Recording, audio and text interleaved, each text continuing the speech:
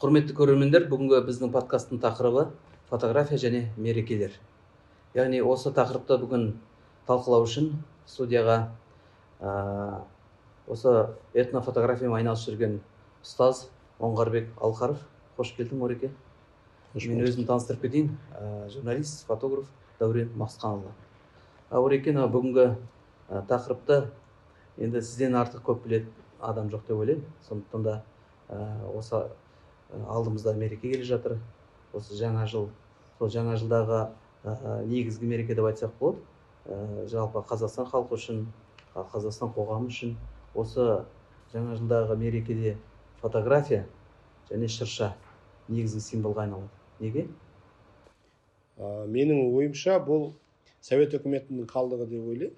Өйткені Совет өкіметте өкінішке орай мына үлкен империя деп айтамыз ғой. Соның өкілдері өздерінің мәдениетін кіргізгісі келді бізге.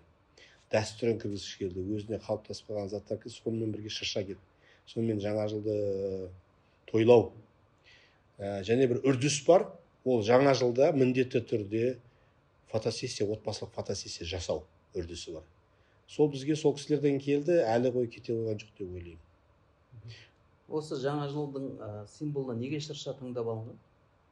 Енді бұл сол христиан дінінің не болмаса оған дейін мүмкін түркі әлемінің несіне қатысты шығар. Бірақ дегенмен мен өзім фотограф болғаннан кейін мені қобалжытатын және де ойландыратын бірақ мәселе бар. Қазір Алматыда 100-ден астам фотостудия бар. Соның 99%-ында қазір шырша қойып дайындап қойды. Өйткені ертең міне бүгін 4-5 декабрь, бір 3-4 күннен кейін оларда бос орын жоқ. Өзімнің практикамнан білем, осы соңғы бір 20 жылда дейін жыл сайын мені сондай студияларға шақырады. Енді сіз ойлауыңыз мүмкін, бұл тек жаңағындай мұсылман емес халықтың өкілдері үшін. Жоқ, керісінше қазақтар, өзіміздің мұсылман қаракөздер, басқа да ұлттар сол отбасымен барып сол жерге суретке түседі. Бұл не, еліктеушілік па сонда? Бұл дәстүр деп ойлаймын. Өйткені бізде фотография дәстүрі, мәдениеті Қазақстанда әлі дамымаған. Оның бірнеше себебі бар. Бірінші себебі Қазақстанда фотографияның өзі, фотография мәдениеті қазаққа тән, мықты фотографтар, мықты білімі бар, жоғарғы деңгейде кәсіби фотографтардың жоқтығынан оны ешкім қалыптастырған жоқ деп ойлаймын. Өйткені өзіңіз білесіз, мәдениетті кім қалыптастырады? Соны жасайтын адамдар қалыптастырады. Тұтынушылар емес. Өйткені тұтынушылар осы қанша қалағанмен тапсырыс берушіге барып, маған осындай керек деп әр жолы айта бергенмен ол фотографтар оны қалай қоймайды. Сол үшін бұл фотографтар тарапынан қалыптасатын дүние. Егер біз фотографтар соны мәдениетті дамытсақ, әр үйде шыршамен түскен сурет ілініп тұрмау керек. Әр қилы суреттер тұру керек. Қазаққа тән, қазақтың мәдениетіне, дәстүріне тән суреттер ілініп тұру керек. Бізде қазір керісінше қалай? Жаңа жылда бізде мереке, жылындағы ең көңілді, ең жаңағы қаржы жағынан да шығындалатын, той жағынан да тойлайтын көптеген телевидениеда басталады, теледидарда, интернетте барлық әртістер, актерлар, шоулар бәрі жиналып алып, той, думан. Қазірдің өзінде съемкалар басталып кетті, қазір түсірілімдер болып, енді қазір монтаж жасалып жатыр, концерттер қазір түсіріп тастап бәрін. Бір ай бойы жасап, кейін жаңағы 30-нан басталады мереке, қаланы безендіріп тастады қазірдің өзінде. Сонымен жаңағы қаңтардың соңына дейін, кей кезде наурызға дейін сол жылтырап тұрады, қаланың бәрі. Сол әрине адамның үйіне де кіреді. Сол көңіл күй, сол қысқы демалыс ұзақ 2-90-нан кейінгі. Сол кезде қыста баратын жер қай жер? Коньки тебуге барады, шыршаға, жаңа басқа. Болды, дала суық. Атпен серуендей албайсың ұзақ. Қырғашық киіз үйде байдап жайлауға бара албайсың. Сол студияға жылы жерге барасың, отбасымен суретке түсесің. Кейін сол түскеннен кейін оны шығарып беретін үрдіс бар. Оны альбом есебінде тағы да бір бизнес бар фотографтардың. Соның арқасынан бұл қалыптасып қалған бір мәдениет сияқты бір дәстүр. Оңғарбек, жаңа әдемі айтып қалдың. Мынау енді біз фотографтар осы интеллигенция өкілінің біріміз ғой. Енді сіз айтып жатырсыз, сол жаңа дәстүр қалыптасып қалған. Соны біз өзгертуіміз керек. Біз жаңа қазақи бір жаңа бір трендтер енгізуіміз керек біздер қалдыңыз. Жалпы енді қазақ қоғамы жаңа жылды қалай қарсы алу керек? Сіздің пікіріңіз. Негізінде жаңа жыл деп мен бұл жаңа жылды айтпайды едім, наурыз алады едім. Біз наурызды қазір мінекей біраз жылдан бері жақсы сапалы, ақылға қойымды, көңілге тойымды етіп тойлап жатырмыз да, бірақ бір әттеген ай бар. Өйткені бір қазақ жылына бір-ақ күн қазақ болады, ол наурыз күні.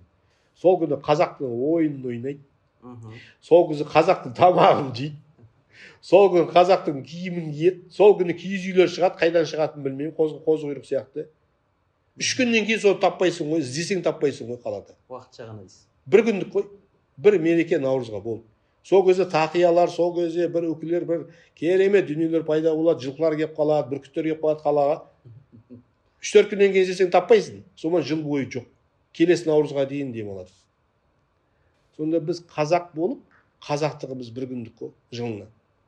Мен өзім ойлаймын, енді осы жаңа жылға мүмкін мынау Аяз Атаның орнына бір қазақша бір образ керек пе деп ойлаймын. Енді мерекені біз жылжытамаймыз, бұл да мереке ғой, өйткені мына жыл бастауы болғаннан кейін Европа, әлемнің бәрі күнтізбе 1 қаңтардан. Сол үшін бұл жерде бір қазақи бір дәстүрмен жайлап кетіріп бір нәрсе үйірмелестіру керек. Осыны фотографтар, өнер адамдары қалыптастыру керек деп ойлаймын. Әсіресе фотографтар, өнер адамдар фотографтар. Енді қазақша билеп жатыр, қазақша ән айтып жатыр, қазақша кинолар қояды, басқа да жасаймыз, ол жақсы, бірақ фотографтарда бір қазақи бір образ тауып, наурыздың несі өзі бөлек, бұған да басқаша образ тауып. Мысалы мен өзім ойлаймын. Этнофотограф. Мысалы этнофотограф есебінде мен өзім ойлаймын. Қарда суретке түсірейік. Не үшін киіз үйдің ішінде жайлауда түсіре көреміз. Не бізде жерде қар болды, қыс болды ғой. Қысқа тән өзіміздің шанамыз бар. Арба бар, шана сияқты, арбалар үлкен.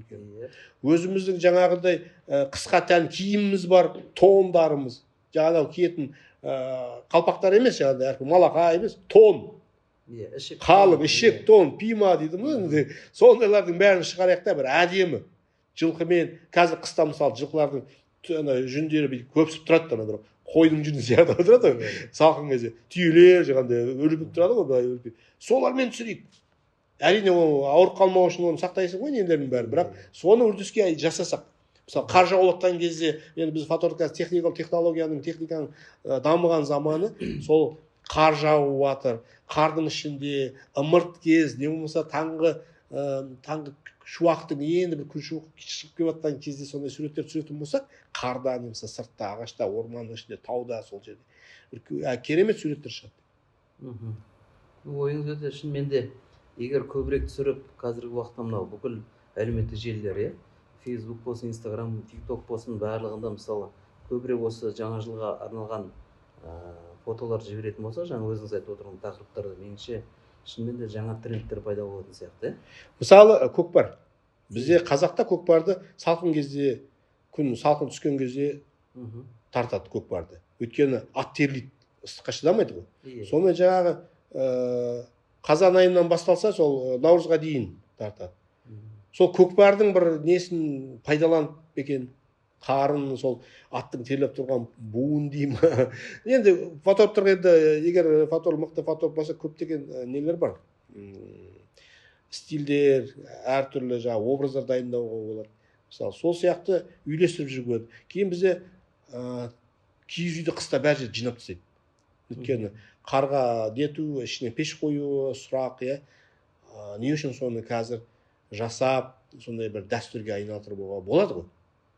Сыртын аппақ киізбен жасап, ішінен 1-2 қабатты бірден пленка тартып, ішінен тағы бір киіз тартып, сол киіз үйдің қардағы киіз үймен ішінде сыртында деген сияқты шелектермен жаңағындай су тауып жатыр, су нетіп жатыр, мұз ертіп жатыр, пештің алдында жылынып отыр деген сияқты далада осындай студия керек деп ойлаймын. Шынымен де, біздің мысалы қарап отырсам, қазір осы Қазақстанның жартысынан көбінде қыс ұзақ болады екен. Астананы алайық мысалы. Кемінде бір 6 ай, 7 ай қыс болады. Сол жағынан келгенде, жаңа сіздің айтып отырған ойыңыз меніңше өте дұрыстау сияқты. Осы ретте енді біздің тыңдап отырған, көріп отырған көрермендерді өздерінің ұсыныс пікірлері бар болса, комментарийдің астына қалдырса болады. Ал енді келесі сұрақ, қазақ жаңа жылды қалай қарсы алу керек және қашан қарсы алу керек? Мысалы үшін, мына көрші Қытай, 1,5 миллиард дейміз бе? олардың өздерінің жаңа жылы бар. Үнділердің мысалы үшін 1,5 миллион дейік. Олардың өздерінің мерекелері бар. Жаңа жылды өздерінше жеке атап өтеді, жеке бір датада. Мына Орта Азия халықтары, Өзбекстан алайық, Түркменстан, Тәжікстан, Қырғызстан мысалы үшін, олар 22 наурызда қазіргі кезде ресми түрде жаңа жыл ретінде атап өтеді. Тек біз ғана Қазақстан 31 желтоқсаннан бастап анау Старый Новый год дейміз, 14 қаңтарға дейінгі аралықта бір атап өтеміз. Ойбай жаңа жыл деп, жаңа өзіңіз айтқандай қанша шығынданып. Одан кейін наурыз келеді, оны наурыз деп бірақ тез арада өткіземіз де ұмытып кетеміз. Осы ретте жаңағындай бір жаңа жылда қай уақытта атап өткеніміз дұрыс деп ойлайсыз? Енді жыл бастауы деп мынау мемлекеттің демалыс күндерін бергеннен кейін жаңа жыл бар, ескі жаңа жыл бар, оларды өкінішке орай дейміз бе, тойлауға мәжбүрміз, енді үйде демаламыз. Одан кейін күннің суық кезде далаға да көп шықпаймыз да, сол үйде тойлап жаңағындай жаңа жыл деп тойдан қалған 1 апта демалып ішіп жеп жатамыз ғой енді ол демалыс бергеннен кейін. Бірақ негізінде көктем деп дұрыс ойлаймын. Өйткені мынау тұран мемлекет дейміз, қазір түркі тілдес мемлекеттер дейміз, немесе Орта Азия деп айтып жатырмыз ғой енді, әртүрлі жаңа сөздер шығып жатыр. Бірақ бізге тән жаңағы наурыз мерекесі, өйткені ол жерде көк шықты, ол жерде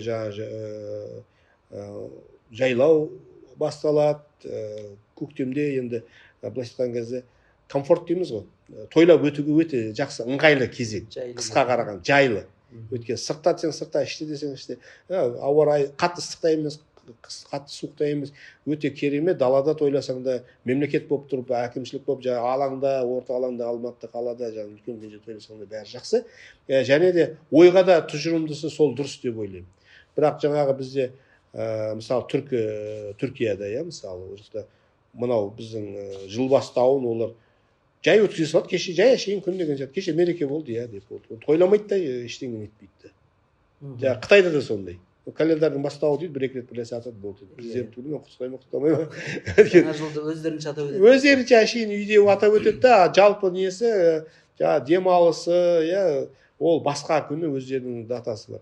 Сол сияқты наурыз дұрыс деп ойлаймын негізінде. Дұрыс, сөздің аузында мен мысалы Америкада болдық. Біз мысалы ойлап жүрміз, 31-ні ойбай керемет қарсы аламыз. Сөйтсек 25-нен бастап кетті ол жақта. Американың өзінде жаңа жыл 25-нен бастап кетеді екен. Содан кейін Рождество дейді, тағы кете берді, созылып. Енді бұл жаңа бүгінгі тақырып мерекелерде отырмыз ғой.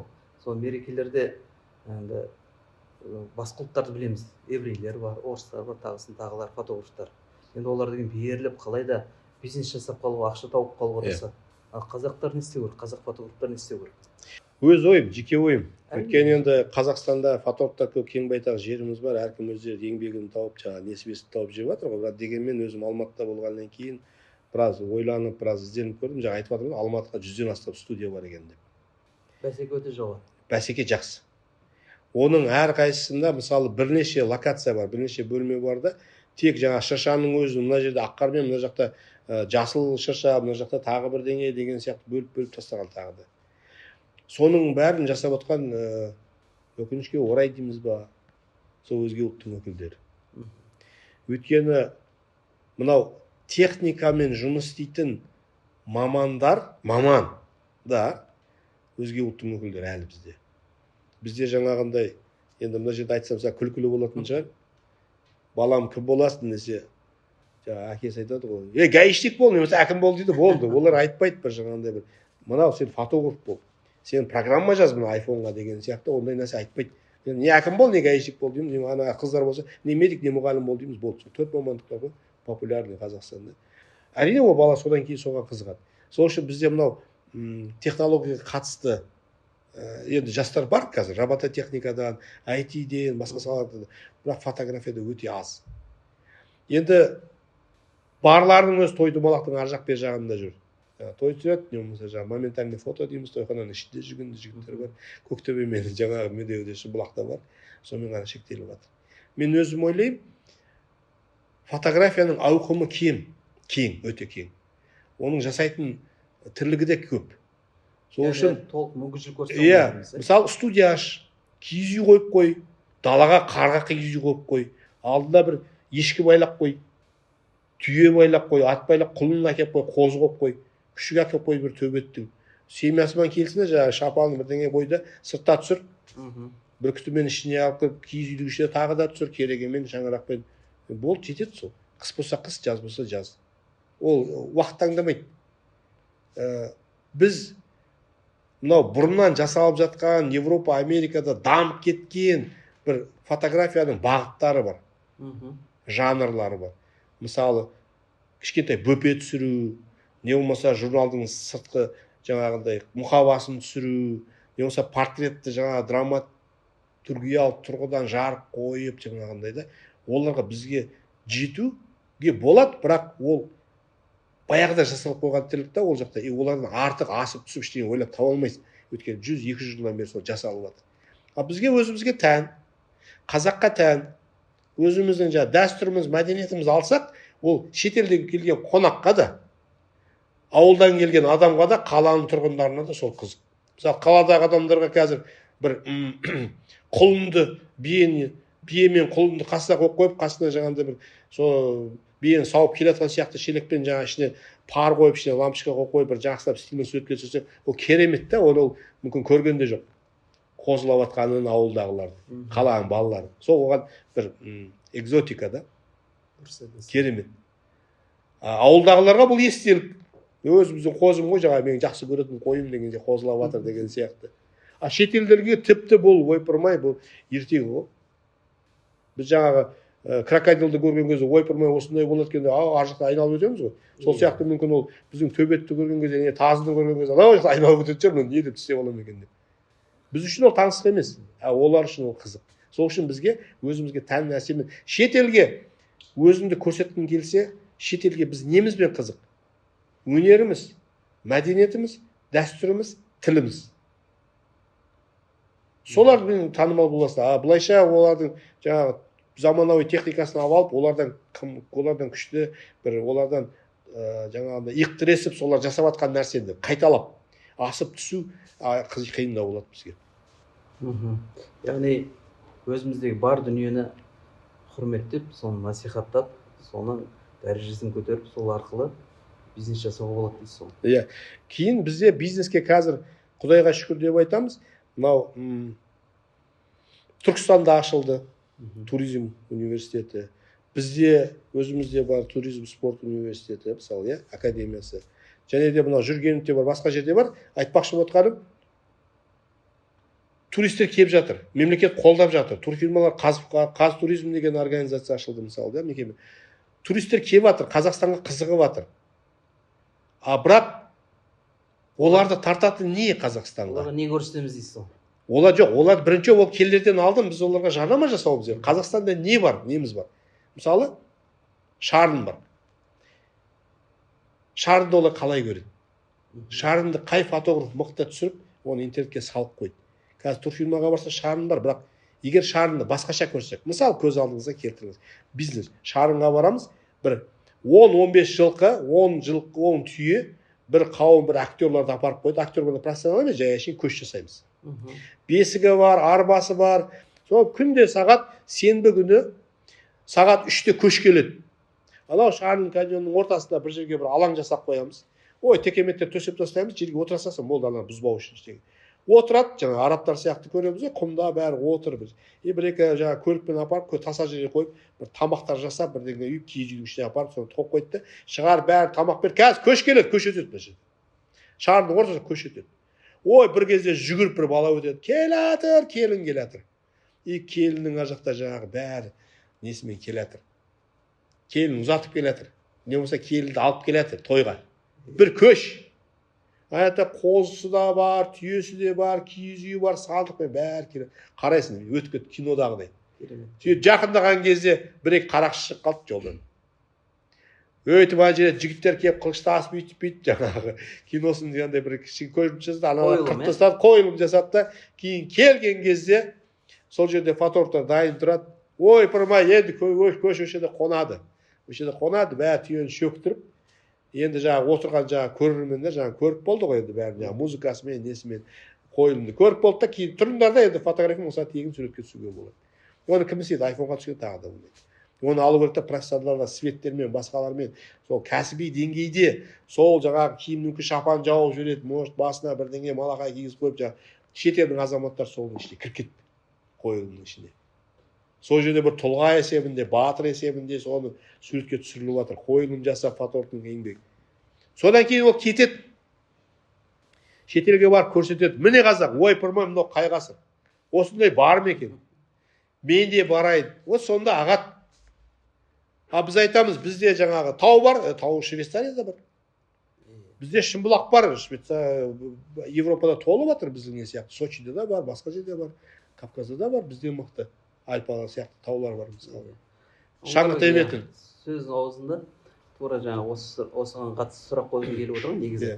Мерекеде, мейрамдарда біздің этнофотографтар, жалпы қазақ фотографтары қалай әрекет ету керек, қалай бизнес табу керек деп.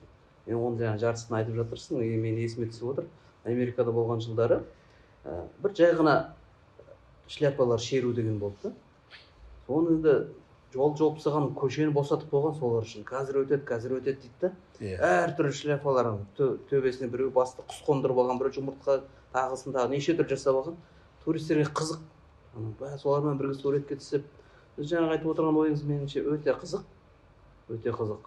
Енді сонда мен ойлап отырмын, осы басқа да осы елімізде бар ғой қазір небір мықты фотографтар. Соларда осы Оңғарбектің осы идеясын ары қарай қолдап, мүмкін бірлесіп әрекет етіп, өстіп мынау Қазақстан қоғамында бір жаңаша трендтерді енгіземіз ой деген ойдамыз. Енді осы бағытта тағы айтарыңыз бар ма? Енді менің тілерім бар. Жаңағы өзіміздің осы кәсіптегі ағайындарға, қыздарға, жігіттерге барынша жаңа түпке өзегімізден арылмай, бірақ заманауи техникамен технологияларды игеріп қызмет жасауымыз керек. Бұл сала әлі бос. Шетелдік азаматтар үшін болсын, өзіміз үшін болсын. Жаңағы әлі де болса қара көздер емес, басқа кісілер көбінесе жұмыс істеп жатыр бұл салада. Сол үшін өзіміздің дәстүрімізді, мәдениетімізді дамыту үшін, қалыптастыру үшін, қайта қалыптастыру үшін, жаңашаландыру үшін деп айтса, жаңа Қазақстан деген сөз бар ғой. Жаңашаландыру үшін әр үйге фотография мәдениетін енгізу керек. Ол бір адамның қолынан келмейді, ол жалпы қауым болып. Фотография мәдениеті. Фотография мәдениеті дегенімізде, мысалы, біз отбасымыз фотосессияға барамыз, жиналыңдар, біз жазылып қойдық бір ай алдын. Бір ай дайындалады. Сөйтіп ол күні келеді, ол күні олар үшін бәрі үшін демалыс, көркем, әдемі, жаңа шашын жасап, бетін әптеп деген сияқты келіп, киініп, таза киіммен, жаңағындай бір ең болса керісінше көне киіммен, этно киіммен суретке түсіріп, ол ана заманға оралғандай қолына қылыш ұстап, бутафория болсын, нағыз болсын, сол кезде зергерлік наурыздан кейін қалып кеткен заттардың бәрін үстіне іліп мысалы. Соның бәрін түсіп, кейін сол сурет үйге альбом не болмаса үлкен бір картина сияқты үлкен іліп қою керек. Ол сонда ол үрдіске айналады, сонда мәдениет пайда болады. Сонда біз қазақтылығымызға қайтадан ораламыз. Біз енді қазір тілімізді қайтара алмай жатырмыз, мүмкін фотография арқылы да мүмкін әрекет жасап көру керек деген ой ғой. Міндетті түрде. Құрметті көрермендер, осымен бүгінгі біздің подкастымыз аяқталды. Осы фотографияға қатысты алдағы уақытта қандай тақырыптарды қозғағанымызды қалайсыздар? Осы видеоның астына комментарий ретінде қалдырыңыздар. Жалпы осы ретте айта кетейік, жаңа заманның мамандығы кәсібі деп айтсақ болады, фотографияға қызыққан жандар болатын болса, Алматы қаласында фотоөнер қоғамдық бірлестігі бар, және мына менің жанымда отырған Оңғарбек сынды мықты мамандардан дәріс алғыларыңыз келетін болса, осы видеоның астына комментарий ретінде өздеріңіздің байланыс телефондарыңызды қалдырыңыздар. Алдағы уақытта сіздермен тағы да қызықты тақырыптарды қозғаймыз деген ойдамыз. Қош сау болыңыздар.